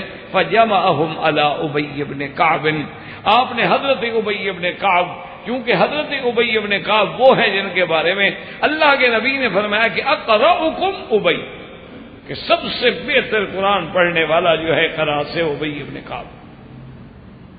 آپ نے حکم دے دیا کہ بھی علیحدہ علیحدہ نہ پڑھو، سارے جماعت جو ہے مل کے ایک امام کے پیچھے حضرت ابی بن کعب کے پیچھے کھڑے ہو کے 20 تراویح پڑھی جائیں۔ تو اس تراویح کی اور 20 تراویح کی ابتدا رکھنے والا جو ہے وہ حضرت عمر ہے، اور یہ اولیت کا شرف بھی حضرت عمر کو ملا ہے، اور تمام صحابہ نے اجماع کر لیا تو اس کا درجہ وہی ہو گیا جو سنت رسول اللہ، کہ کسی صحابی نے اعتراض نہیں کیا کہ جی ہم 20 نہیں پڑھتے۔ تو جب اجماع ہو جائے صحابہ کا اور خلیفہ راشد کا عمل ہو تو اس کا وہی مرتبہ ہوتا ہے جو سنت رسول اللہ کا ہے، علیکم سنتی وسنت الخلفاء الراشدین المہدیین۔ تو یہ شرف بھی سیدنا عمر رضی اللہ تعالی عنہ کو ملا ہے کہ آپ نے سب سے پہلے تمام لوگوں کو ایک امام کے پیچھے، ایک قاری کے پیچھے جمع کیا، اور 20 تراویح حضور صلی اللہ علیہ وسلم کی مسجد میں خیر القرون سے شروع ہوئی اور آج تک الحمدللہ قائم و دائم۔ تو یہ شرف بھی حضرت عمر کو، اور اسی طرح یاد رکھیں کہ سب سے پہلے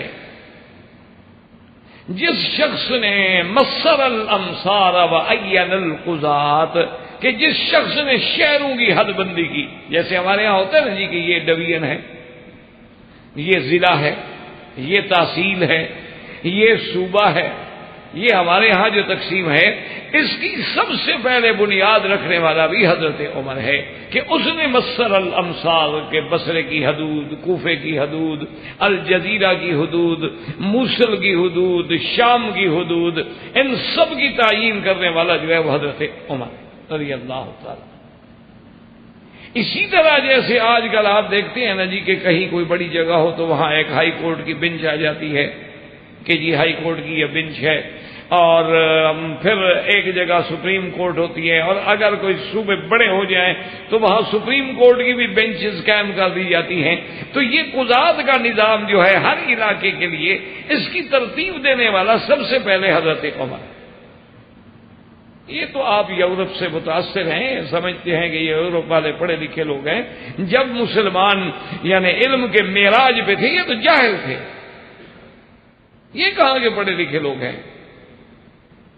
یہ تو ہمارے ہاں احساس کمتری میں مسلمان مبتلا ہو گیا ہے، ہر گوری چمڑی والے کو پسند کرتا ہے، مرد ہو یا لڑکی ہو، وائٹ ہونی چاہیے بس۔ یہ تو ہماری بدقسمتی ہے، یہ تو جاہل تھے، یہ تو اجہل لوگ تھے، ان کے پاس تو کوئی نہ علم تھا، نہ سائنس تھی، نہ فلسفہ تھا، نہ منطق تھی، نہ معقول تھا۔ یہ تو سب کچھ ان کو ملا ہے غرناطہ کے کتب خانوں سے، وہاں سے انہوں نے چوری کیا اور پھر یہ جناب بڑے حاکم بن بیٹھے۔ آج بھی جائیں، کہیں سے ہیرا چرایا ہے، کہیں سے اہرام مصر کے ٹکڑے چرائے ہیں اور اپنے ملک میں لگائے ہوئے ہیں، یہ ہمارے پاس نوادرات ہیں، کوئی ایک بھی ہے ان میں تمہارا؟ ایک ثابت کر لو کہ تمہارا ہو۔ ابھی میں پیرس میں تھا، مجھے دو شانزلیزے ان کی جو بہت بڑی مشہور سڑک ہے دکھا رہے تھے کہ جی یہ دیکھو، انہوں نے کہا جی ان کا اپنا ہے، چوری اٹھا کے لے آئے ہیں۔ انہوں نے کہا جی یہ، میں نے کہا یہ بھی باہر کا ہے، وہ جی یہ بتاؤ کہ ان کا اپنا کیا ہے ماں سوا اوریانی بے حیائی فحاشی کے؟ انہوں نے کیا ترقی کی ہے جی؟ ججز بنا دیے۔ سب سے پہلے کمال تو اس کا ہے کہ عین زمانہ جاہلیت سے نکلنے کے بعد اسلام نے سب سے پہلے بنیاد رکھی کہ قاضی کا تصور کیا ہوتا ہے اور امصار کیا ہوتے ہیں، اور سب سے پہلے جو آج آپ کمپیوٹر میں آپ سب ریکارڈ بنا رہے ہیں، اول من دون الدیوان عمر، سب سے پہلے یہ رجسٹریشن کا مسئلہ جو ہے حضرت عمر نے بنیاد رکھی۔ آپ تو ابھی جمع کر رہے ہیں نا کمپیوٹر میں، اور ماشاءاللہ بڑے بڑے ملکوں کے کمپیوٹروں نے بعض اوقات اچھی ترقی کی ہے کہ کوئی ان کو چور پڑ جائے، کوئی ہیکر پڑ جائے تو جو کچھ ہے وہ سارا اڑ جاتا ہے۔ ماشاءاللہ ترقی کی معراج پہ پہنچے ہوئے، جو جمع کیا نا 10 سال میں 1 سیکنڈ میں اڑ جاتا ہے، پھر یاد ہی نہیں کہ باپ کا نام کیا تھا یا دادے کا نام کیا تھا، کس کس کا باپ دادا یاد رکھیں گے؟ یہ جو قلم تھی، یہ اللہ نے جس کی قسمیں کھائی تھیں کہ نون والقلم وما یسطرون، اس کا لکھا ہوا آج بھی صدیوں ہزاروں سال کا موجود ہے، وہ کبھی ضائع نہیں ہوگا۔ اور اول من دون الدیوان عمر، سب سے پہلے حضرت عمر نے رضی اللہ تعالی عنہ نے یہ انتظام کیا۔ یہ جو آپ کہتے ہیں نا جی کہ آج ہمارے راستے موٹر ویز پہ سروس اسٹیشن ہوتے ہیں تو انہوں نے تو لوٹنے کے لیے بنائے ہیں، یہ سیدنا عمر ہے کہ جس نے اسٹیشن بنا دیے تھے کہ مسافرین کو آٹا بھی ملے، ستو بھی ملے، پانی بھی ملے، کھجور بھی ملے، جہاں تک سفر کریں، کسی کو جہاں کوئی ضرورت پیش آ جائے اتنے میل کے بعد سارا انتظام کر دو۔ یہ انتظام کرنے والا بھی سب سے پہلے عمر ہے رضی اللہ تعالی۔ یہ شرف بھی سیدنا عمر رضی اللہ تعالی عنہ کو ملا۔ اور اسی طرح یاد رکھیں کہ سرکار دو عالم سیدنا محمد مصطفیٰ صلی اللہ علیہ وسلم کی مسجد مبارک جو ہے وہ حضور صلی اللہ علیہ وسلم کے بعد اللہ نے جوں جوں اسلام کو عظمت دی، مسجد چھوٹی ہو گئی، لوگ زیادہ ہو گئے۔ اب آپ نہیں دیکھتے ہیں ماشاءاللہ کہ آج سے 20 سال پہلے مسجد الحرام کتنا تھی، پھر توسیع، پھر توسیع، پھر توسیع۔ ہر سال اللہ حکومت کو جزائے خیر عطا فرمائے کہ اس پہ یعنی کوئی انلمیٹڈ بجٹ ہے حرم کے لیے کہ بس 24 گھنٹے کام ہو رہا ہے، پتہ نہیں اور کتنی توسیع ہوگی، کیونکہ جتنا کرتے ہیں وہ اور کم ہو جاتے، جتنا بڑھاتے ہیں ماشاءاللہ حاجی اور زیادہ ہو جاتے۔ تو یہ سب سے پہلے مسجد نبوی کی توسیع کرنے والا جو ہے وہ بھی حضرت عمر رضی اللہ تعالی عنہ کہ آپ کے دور میں مسجد نبوی کی توسیع کی گئی۔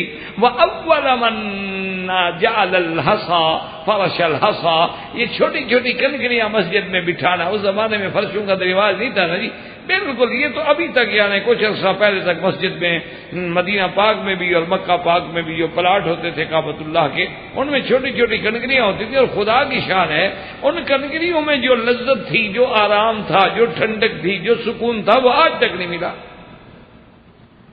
خدا کی قدرت ہے۔ اس دور میں ہم چھوٹے چھوٹے پڑھتے تھے، بس کنکریاں کٹھی کی، ذرا مصلی رکھا، وہ سرانہ بن گیا، سو گئے، اور این صبح اتنی ٹھنڈی ہوتی تھی کہ سبحان اللہ۔ تو بہرحال یعنی حضور صلی اللہ علیہ وسلم کی مسجد کو توسیع دینے والا، سب سے پہلے توسیع دینے والے جو ہیں وہ سیدنا عمر رضی اللہ تعالیٰ عنہ ہیں، جنہوں نے اس کو توسیع کا انتظام کیا ہے۔ تو یہ ساری چیزیں جو ہیں، اچھا اسی طرح اندازہ فرمائیں کہ حضور صلی اللہ علیہ وسلم نے جو حکم دیا تھا اور اس کی تعمیل کرنے والا سب سے پہلا عمر ہے کہ جس نے اخرج الیہود من الحجاز، حضور صلی اللہ علیہ وسلم نے یہودیوں کو نکالا تھا مدینہ منورہ سے، مدینہ منورہ سے نکالا اور ان کو خیبر کی طرف دھکیل دیا تھا، لیکن حضور نے فرمایا تھا کہ ان کو حجاز کی زمین سے بھی نکالا جائے تو اس پہ سب سے پہلے عمل کرنے والا حضرت عمر ہے کہ اخرج الیہود من الحجاز الی الشام، انہوں نے کہا حجاز کو چھوڑو، نکل جاؤ شام کی طرف۔ تو یہ شرف جو ہے، اور اسی طرح اخرج النصارى من نجران الی الکوفہ، اور مسیحی اور نصرانیوں کو بھی نجران سے نکال کے کوفے کی طرف نکالنے والا سب سے پہلے حضرت عمر رضی اللہ عنہ۔ یہ شرف اولیات کا جو ہے یہ بھی سب سے پہلے حضرت عمر کو رضی اللہ تعالی عنہ۔ اور اسی طرح علماء نے لکھا ہے کہ امیر المومنین ہونے کے باوجود اور خلیفہ رسول عربی صلی اللہ علیہ وسلم ہونے کے باوجود رات کو گشت کا انتظام کرنے والا جو ہے وہ بھی حضرت عمر ہے، کہ خلیفہ رسول اللہ ہے، امیر المومنین ہے، لیکن رات کو گشت کر دیکھ رہا ہے کہ رعایا کے سال میں کوئی ڈاکو تو نہیں، کوئی چور تو نہیں، اور ایک ایک گلی میں اور ایک ایک کی ضرورت کے احساس کا پورے معلومات ہو رہے ہیں۔ انہوں نے کہا کہ یہ شرف جو تھا یہ بھی سیدنا عمر رضی اللہ تعالی عنہ کو۔ تو یہ کہے جاتے ہیں مصطلحات العلماء میں اولیات عمر۔ اور اسی طرح علماء نے لکھا ہے، یاد رکھیں کہ مقام ابراہیم جو ہے اس کو اپنے ہٹانے میں اور اس جگہ جہاں اب موجود ہے لانے والا سب سے پہلا حضرت عمر۔ یہ مقام ابراہیم یہاں نہیں تھا، یہ تو بالکل کعبے کے دروازے کے پاس تھا۔ مقام ابراہیم جو ہے یہ تو بالکل کعبۃ اللہ کے دروازے کے پاس تھا، وہاں تک کافی عرصے تک نشان بھی بنا ہوا تھا اس جگہ کا، لیکن اس کے بعد چونکہ طوائفین کو رکاوٹ ہوتی تھی اور ان کے لیے مسئلہ بنتا تھا، اور حضرت عمر رضی اللہ تعالیٰ عنہ بھی سوچتے تھے، لیکن یہ بھی فکر کرتے تھے کہ کہیں میرے اس عمل پر کوئی اعتراض نہ کر بیٹھے۔ اللہ کی شان ہے کہ سیل آ گئی اللہ کے حرم میں، اور مقام ابراہیم اپنی جگہ سے سیل جو تھی بہا کے لے گئی، تو سب سے پہلے اس جگہ رکھنے والا حضرت عمر ہے رضی اللہ تعالیٰ عنہ۔ اور اللہ کی شان دیکھیں کہ اللہ کو ایسا منظور ہوا کہ اسی جگہ کے لیے ہمیشہ کے لیے مقرر ہو گئے۔ اب حضرت عمر کا زمانہ بھی دیکھ رہے اور آج تک بھی دیکھ رہے۔ اور آپ کے بعد خدا کی قدرت دیکھیں کہ بہت سارے مسلمان بادشاہوں نے سوچا، انہوں نے خیال کیا کہ اس کو ہم اور پیچھے لے جائیں، تاکہ طواف کا چکر جو آپ دیکھیں نا، آپ عین حج میں بھی اسی مقام ابراہیم پہ آگے ہم پھنستے ہیں کہ لوگ نمازیں شروع کر دیتے ہیں، ماشاءاللہ پکڑ کے کھڑے ہو جاتے ہیں، رکاوٹیں، اور اس کے بعد جناب تو بہرحال بہت سارے بادشاہوں نے سوچا، لیکن جب انہوں نے علماء سے مشورہ کیا تو انہوں نے کہا کہ پھر یہ کھیل نہ بن جائے کہ جو بھی آئے وہ پیچھے ہٹاتا رہے اور پیچھے ہٹاتا رہے، بس اب جب عمر نے رکھ دیا ہے تو اسی جگہ رہے گا۔ تو اللہ تبارک و تعالی نے دراصل حضرت عمر رضی اللہ تعالی عنہ کی اس یادگار کو ہمیشہ کے لیے قائم رکھنا تھا۔ تو یہ بھی اولیات سیدنا عمر رضی اللہ تعالی عنہ ہیں کہ سب سے پہلے یعنی اس کام کے کرنے والا کون ہے؟ وہ عمر۔ اور اسی طرح یاد رکھیں کہ اولیات عمر میں رضی اللہ تعالیٰ عنہ سب سے پہلے حضور کے ساتھ کعبۃ اللہ میں آ کے کھلی عبادت کرنے والا، یعنی یوں سمجھیں کہ کعبے کا در مسلمانوں کے لیے کھولنے والا سب سے پہلا کون ہے؟ عمر۔ کہ ورنہ صحابہ جو ہے وہ کھل کے عبادت نہیں کر سکتے تھے، حضور صلی اللہ علیہ وسلم تو پھر بھی آ جاتے تھے مسجد، لیکن صحابہ جرأت نہیں کر سکتے تھے اپنے گھروں میں چھپ کے، یا حضور کی خدمت میں بیت ام ہانی میں جمع ہو گئے، یا کبھی دار ارقم میں جمع ہو گئے، وہاں حضور سے قرآن سیکھ لیا، وہی کچھ باتیں سیکھ لی، اور پھر آہستہ آہستہ ایک ایک دو دو کر کے منتشر ہو گئے۔ اور جس دن حضرت عمر اسلام لے آئے تو انہوں نے کہا کہ یا رسول اللہ اب مہربانی کریں کہ آپ حضرت حمزہ کو بھی حکم دیں کہ ایک دو صفیں بنا لیتے ہیں، ایک کے آگے حمزہ چلیں گے اور ایک کے آگے میں چلوں گا۔ یہ کیا بات ہے کہ جب ہم حق پر ہیں تو پھر اللہ کے کعبے میں کیوں نہیں بات؟ حضور صلی اللہ علیہ وسلم نے فرمایا ٹھیک ہے۔ حضرت عمر سب سے پہلے لے کے جماعت کو بڑے ہیں، اور آپ نے تلوار پکڑی ہوئی ہے۔ فرمایا کہ قریشیوں، جس کو اپنی بیوی کو یہ بیوہ کرنا ہو اور بچوں کو یتیم کرانا ہو، آگے آئے اور عمر سے مقابلہ کرے، ورنہ آج عمر کے اسلام لانے کے بعد اسلام چھپ کر کے، اور اسلام چوری نہیں، اب اسلام کھل کے رہے گا۔ تو یہ شرف جو ہے وہ بھی سیدنا عمر کو ملا ہے۔ اسی طرح بہرحال بہت اولیات ہیں، اگر ہم اس کا تتبع کریں تو نہیں کر سکتے ہیں۔ بہرحال نمونتاً میں نے کچھ باتیں عرض کر دی تاکہ اولیات عمر رضی اللہ تعالی عنہ کا باب جو ہے وہ بھی مناقب کا ایک حصہ بن جائے۔ اور اسی طرح اب ہے ہمارا کہ موافقات سیدنا عمر۔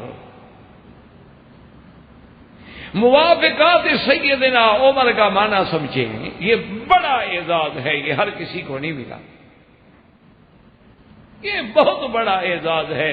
یعنی ای سعادت بزور بازو نیست تا نہ بخشد خدا بخشندہ، یہ سعادت زور سے نہیں ملتی، یہ اسی کو ملتی ہے جس کو اللہ دینا چاہے۔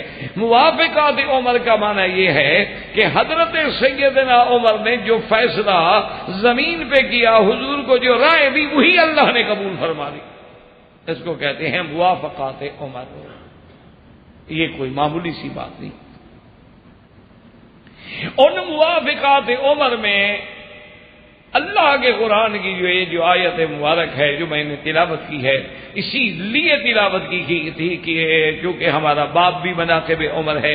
حضور صلی اللہ علیہ وسلم جب اللہ نے عزت دے دی، جب اللہ نے غلبہ دے دیا، جب اللہ نے نصرت دے دی، تو اب آپ نے مشورہ کیا صحابہ سے کہ بھئی 2 رکعت طواف کے جو اپنے پڑھنے ہیں وہ کہاں پڑھیں؟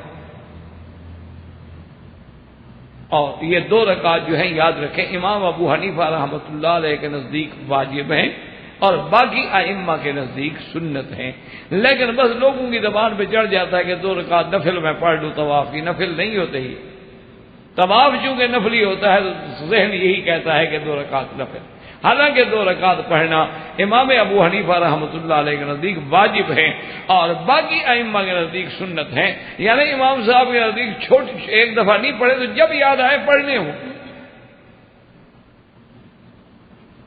حضور صلی اللہ علیہ وسلم نے رائے دی صحابہ سے کہ بھئی کون سی جگہ ہم معین کر لیں تاکہ طواف سے فارغ ہو کے آدمی نے 2 رکعت جو ہے ایک مقام معین کر دیا جائے.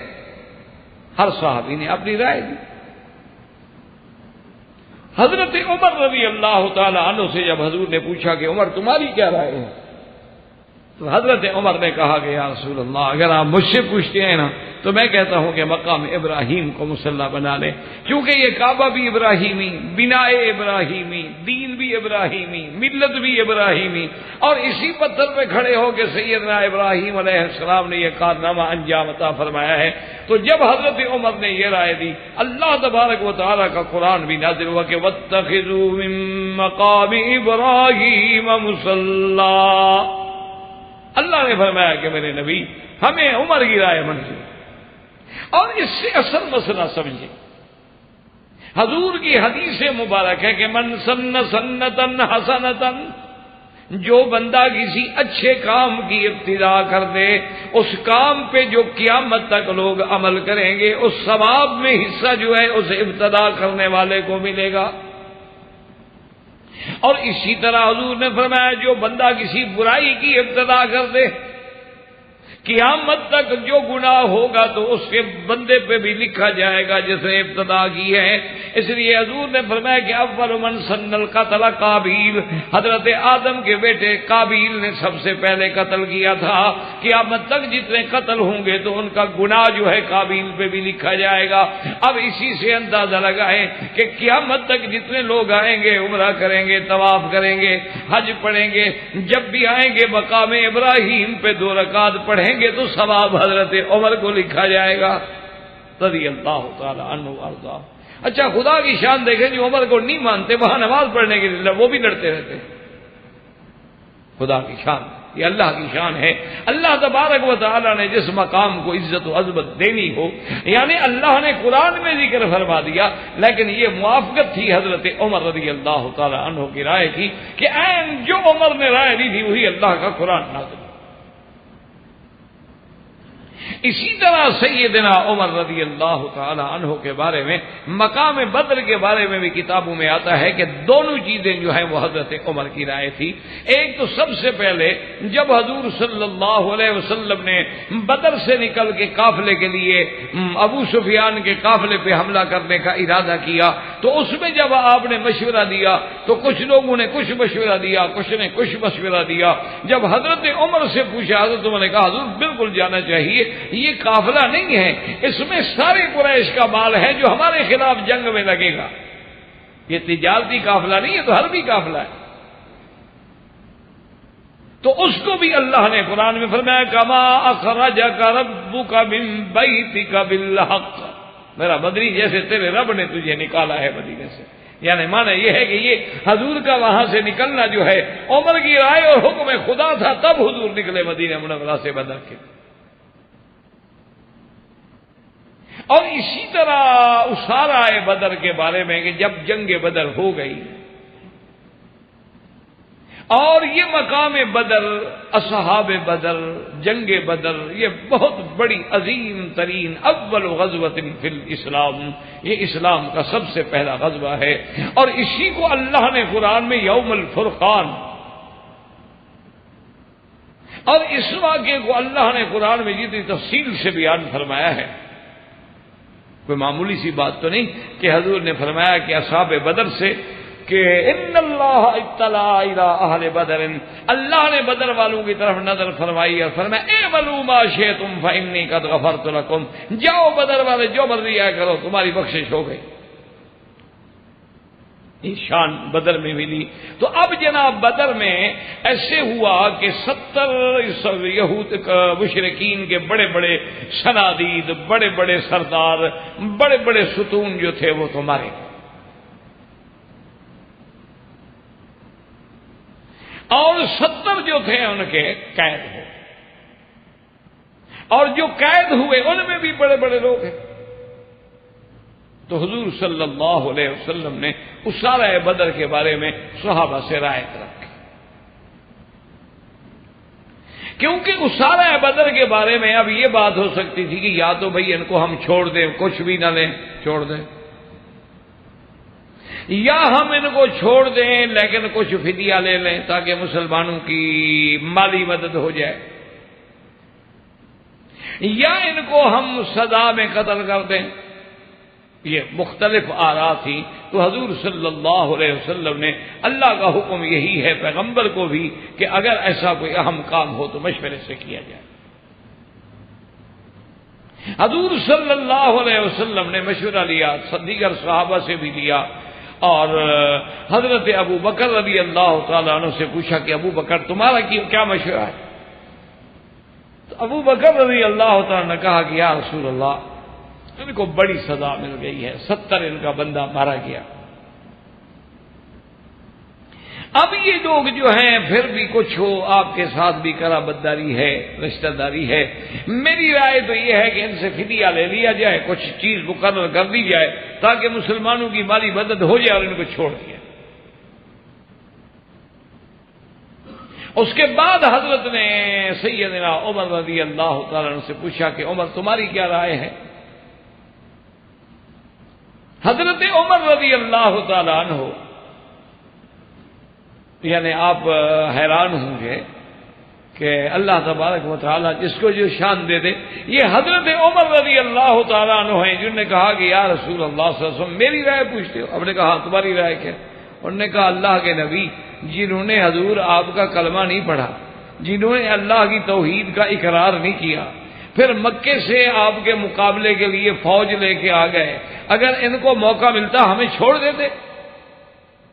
یا رسول اللہ میری رائے مانے نا تو مجھے حکم دے، میں بھی تلوار اٹھاؤں، علی بھی تلوار اٹھائے، حمزہ بھی تلوار اٹھائے، اپنے اپنے رشتہ داروں کی گردنوں کو کاٹ دیں، اب ان کے ساتھ ہمارا کیا رشتہ ہے؟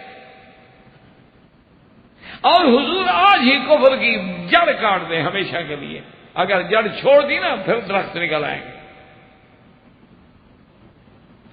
حضور صلی اللہ علیہ وسلم فرمایا عمر بڑے سخت آدمی ہو، ان کو کوئی تھوڑی سزا مل گئی ہے، ابھی 70 ان کا مارا گیا۔ انہوں نے کہا حضور جتنا مل جائے ان کو ختم کرو۔ اور آپ حیران ہوں گے کہ حضرت عمر جو ہیں ان کی والدہ جو ہے نا جی، یہ بھی ان کی والدہ جو ہے وہ بھی حشام کی بیٹی ہے، اور حشام مغیرہ کا بیٹا ہے، یعنی ابو جہل کے خالو ہیں، رشتے کے اعتبار سے وہ بہن بنتی ہے ابو جہل۔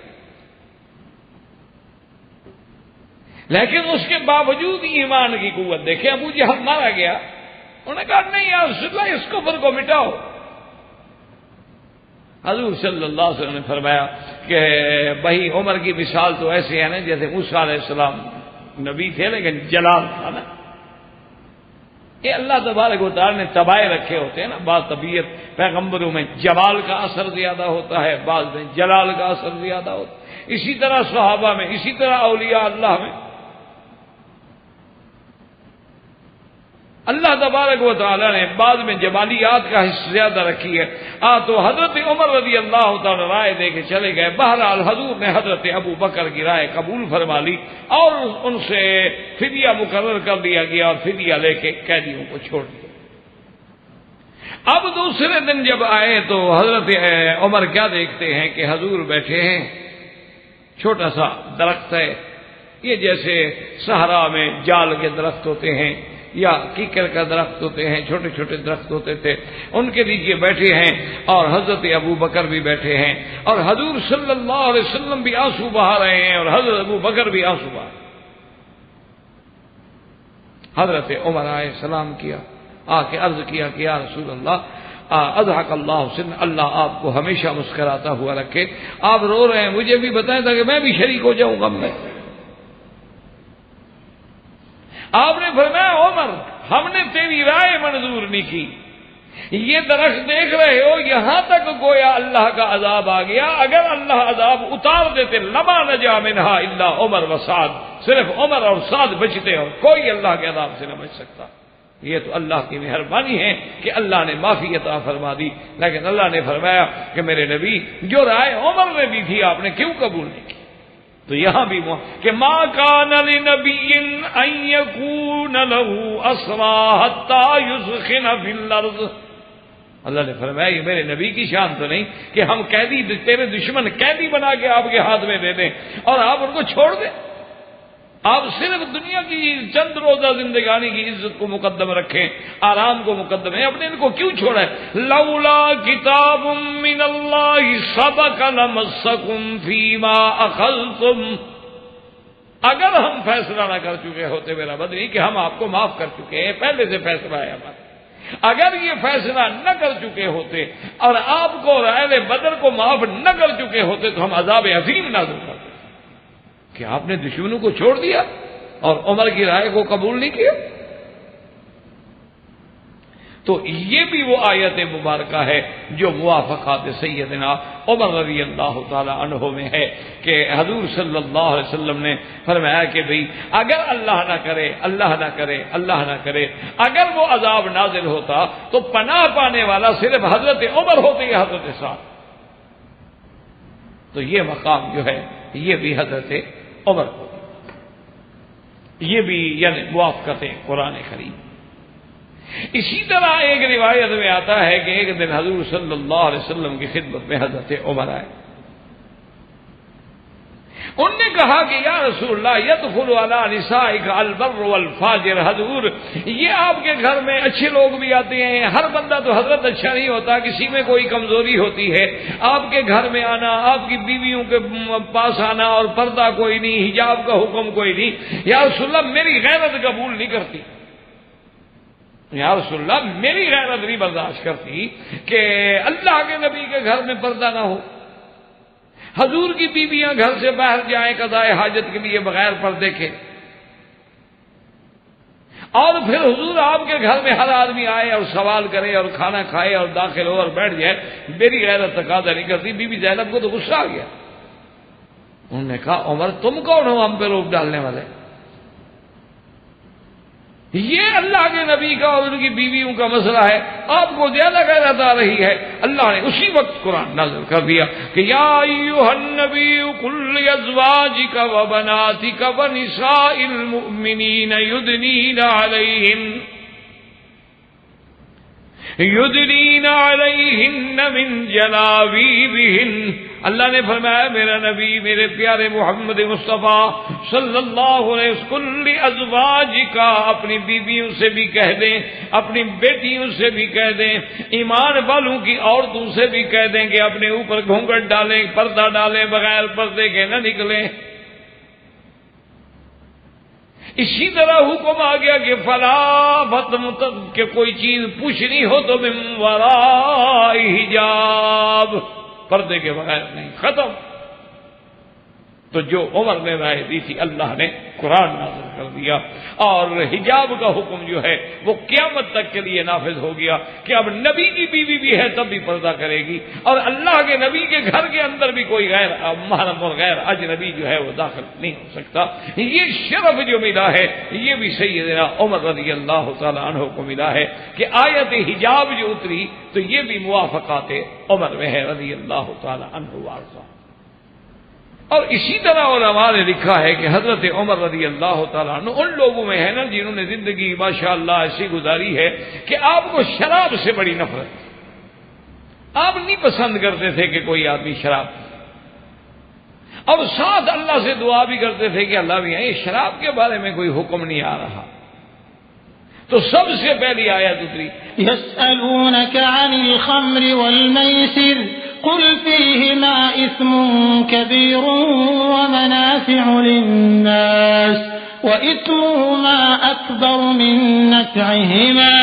اللہ نے فرمایا کہ میرے محبوب آپ سے لوگ پوچھتے ہیں شراب کے بارے میں کہ شراب کیا ہے، حلال ہے حرام ہے۔ شراب میں فائدے تو ہیں لیکن گناہ بڑا ہے۔ فائدہ تو ہے، کوئی بیمار ہو فائدہ ہے، کوئی سردی وردی کا حملہ ہو جائے تو اس میں فائدہ ہے، بعض چیزوں میں فائدہ مند ہے، لیکن فائدہ کیا ہوا کہ نفع تھوڑا ہو اور گناہ زیادہ ہو تو نفع کو آدمی کیا دیکھے۔ جب یہ آیت آئی تو لوگوں نے کہا کہ عمر آیت تو آئی، انہوں نے کہا نہیں اللہم بین لنا بیانا شافیا، اللہ میاں مہربانی فرماؤ کوئی کھول کے حکم دو۔ اس میں تو لوگ دونوں باتیں سمجھے گا نا کہ بھئی حرام تو نہ ہوئی نا، کہ بھئی گناہ والی چیز تو ہے لیکن فائدہ بھی ہے، تو کہیں گے ہم فائدہ کیوں نہ اٹھائیں۔ اللہم بین لنا بیانا شافیا، کہ یا اللہ کہ خبر میں شراب کے بارے میں کوئی خصوصی حکم نازل فرما۔ اس کے بعد آیت اتری کہ یا ایھا الذین آمنوا لا تقربوا الصلاة وانتم سکارى، اللہ نے فرمایا ایمان والو نشے کی حالت میں نماز کے قریب نہ آؤ. کہ آدمی نے نشہ ہے، اس کو تو پتہ نہیں میں کیا پڑھ رہا ہوں، اس کو پتہ ہی نہیں کہ میں کعبے کی طرف متوجہ ہوں یا ادھر کھڑا ہوں. نشے والے کا کیا بتا ہوتا؟ وہ مسل مشہور ہے نا کہ 3-4 نشائی ان کو ایک دن خیال آ گیا کہ ہم بھی نماز پڑھیں. ہوتا تو موڈ ہے نا نشائی لوگوں کا. خیر جی وضو شروع کر کے ایک مسجد میں آ گئے، وقت تھا نہیں تھا، اپنی شروع ہو گئے نماز میں. ایک بندہ جو گزرا، 2-4 بندے آئے، انہوں نے دیکھا پتہ نہیں کہ، انہوں نے کہا بھائی نماز ظہر کی نماز ہو گئی ہے. ایک نے کہا کہ بھائی پتہ نہیں ہوئی ہے، میں تو پڑھ رہا ہوں. نشے میں تھا نا بیچارہ. دوسرے نے کہا بے وقوف تم نماز میں کھڑے ہو، نماز میں بولنا جائز نہیں. تیسرا کھڑا کہنے لگا اچھا ہوا کہ میں نے بات نہیں کی، یہ دونوں بے وقوف بول رہے ہیں. تو نشے کا تو پھر یہ حال ہوتا ہے نا. تو انہوں نے کہا کہ اللہم بین لنا بیانا شافیا، اللہ کو واضح بیان فرماتی. یہ آیت آ گئی کبھی نماز کی حالت میں نہ ہو. اب صاف بات ہے کہ جو ظہر کو پیے گا ڈرے گا عصر کیسے پڑھوں، عصر کو پیے گا ڈرے گا مغرب کیسے پڑھوں، مغرب کو پیے گا تو ڈرے گا عشاء کیسے پڑھوں. تو اب لازمی چلو رات کو کسی نے پی لی تو پی لی، لیکن باقی ٹائم جو تھے وہ تو بچ گئے. حضرت عمر کو کہا کہ حضرت عمر ماشاءاللہ آئے دعا کیوں نہیں کرنا اللہم بین لنا بیانا شافیا، اللہ میاں اس میں واضح حکم نے. حضرت عمر دعا مانگتے رہے، آخر اللہ نے حکم جاری کر دیا کہ حرم علیکم الخمر، اللہ نے خمر کو حرام کر دیا ہے، اور اس کا ایک قطرہ بھی حرام ہے، ایک گلاس بھی حرام ہے، ایک من بھی حرام ہے. اور اتنا بڑا حرام ہے، اتنا بڑا نجس ہے کہ انجس الاشیاء ہے کہ صحابہ نے جو پوچھا تو انہوں نے فرمایا جن برتنوں میں ان برتنوں کو بھی توڑ. تو جب آیا تو حضرت عمر مطمئن ہو گئے، کہا کہ الحمدللہ اللہ تیرا شکر ہے کہ تو نے اس مسئلے کو واضح فرما دیا. تو اس لیے علماء نے لکھا ہے کہ حرمت خمر کا جو حکم ہے وہ بھی موافقات عمر میں ہے. اچھا ایمان سے اندازہ کریں کہ اس آیت کے آنے کے بعد کتنے مسلمان بچے اور قیامت تک کتنے بچیں گے شراب سے. تو ان سب کو شراب سے بچنے والوں کو، اس حرمت پہ عمل کرنے والوں کو جو ثواب ہے اس کی ابتدا حضرت عمر پہ بھی جائے. تو یہ حکم دیا. اب اسی طرح جب سیدنا آقا نامدار سرکار دو عالم صلی اللہ علیہ وسلم کا زمانہ گزر گیا، پھر دور صدیقی گزر گیا، پھر عہد فاروقی جب شروع ہوا، تو اب جب شراب کا مسئلہ آیا تو حضور کے زمانے میں حد ہوتی تھی 40. اچھا وہ 40 کی حد بھی کیا ہوتی تھی کہ کسی نے تو رومال جو ہے نا ایسے بیت بنایا مار دیا، کسی نے کوئی ہاتھ میں بیت تھا وہ اٹھا کے مار دیا، کسی کے ہاتھ میں کوئی چھوٹی سی لکڑی تھی وہ مار دی. یہ باقاعدہ کوڑے شوڑے نہیں مارے جاتے تھے. اچھا وجہ کیا ہے کہ شریف آدمی کے لیے تو اتنی بات ہی کافی تھی کہ اس کو شراب میں حد لگی ہے، اس کے لیے تو یہی بات موت بن جاتی تھی. ایک شریف آدمی، اب دیکھو نا جی کہ ایک بدماش آدمی کو 10 دفعہ جیل میں بھیج دے، وہ جب نکلے نا تو سپرنٹینڈنٹ کو سلام کر کے آتا ہے کہ جناب میں بہت جلد پھر حاضر ہوں گا. اور شریف آدمی کے لیے تو عذاب بن جاتا ہے. اللہ تبارک و تعالیٰ معاف فرمائے. اللہ تبارک و تعالیٰ کسی شریف کو ایسے جہنم میں نہ دنیا میں لے جائے نہ آخرت میں لے جائے. لیکن ایک برے آدمی کے لیے کیا ہوتا ہے، وہ ہمارے علاقوں میں ایک بہت بڑا ڈاکو تھا اور بڑا خطرناک قسم کا آدمی تھا. تو مجھے کسی نے کہا کہ پولیس نے اس پہ ریڈ کیا ہے اور اس کو بڑا تشدد کیا ہے پولیس نے. تو بہرحال اتفاق یہ ہوا کہ میں اسٹیشن سے اترا تو وہ بھی آگے کھڑا تھا، اور وہ جناب پگڑی شگڑی بڑی اور ٹھاٹ باٹ اور لباس شباس اور ساتھ 2-4 گنڈے اور بھی. تو چونکہ ہماری قوم سے تعلق رکھتا تھا تو اس لیے وہ بھی مجھے سلام کرتے تھے. تو وہ مجھے آگے ملا تو میں نے کہا یار مجھے بڑا افسوس ہے، سنا ہے کہ پولیس نے آپ سے تشدد کیا ہے، کیا کیا؟ کہنے لگا مکی صاحب آپ شریف لوگ جو ہوتے ہیں نا، آپ کو اللہ میاں نے عزت دی ہوتی ہے اتنی تولے کے برابر. ہمارے پاس تو منوں کے حساب سے عزت ہے. میں نے کہا کیا مطلب؟ انہوں نے کہا جی میں ابھی آپ کو دھکا دے دوں سارے پاکستان میں ہل جائے گا، مکی صاحب کو مارا گیا، مکی صاحب کو مارا گیا، مکی صاحب کو مارا گیا، جناب گر گئے، ٹوپی گر گئی، مٹی پہ پڑے تھے، اٹھانے والا کوئی نہیں تھا. مجھے پولیس والے روز مارتے ہیں، شام کو پھر کپڑے پہن کے ہم آ جاتے ہیں. ہمارا کیا بگڑتا ہے؟ ہمارے پاس تو منوں کے حساب سے عزت ہے نا. آپ کی عزت ہوتی ہے تھوڑی سی دھکے سے بھی ختم. احباب کرام، اس کے بعد اب آپ اس مبارک سلسلے کی CD نمبر 15 سماعت فرمائیں۔